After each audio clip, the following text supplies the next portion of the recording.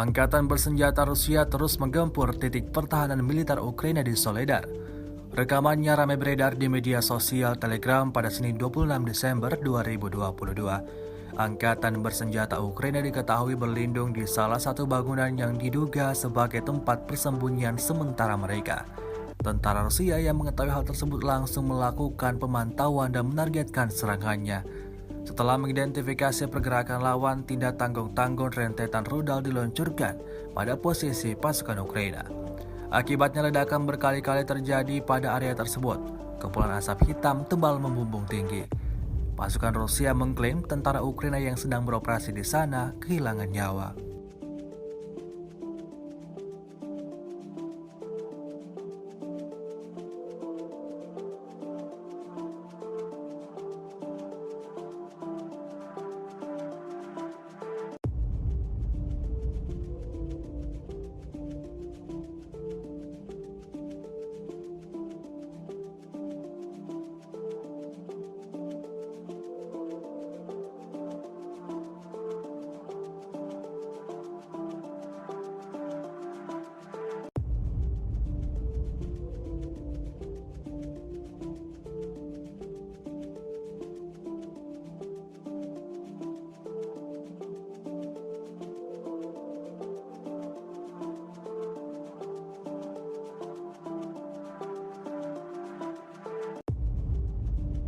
Terima kasih sudah nonton.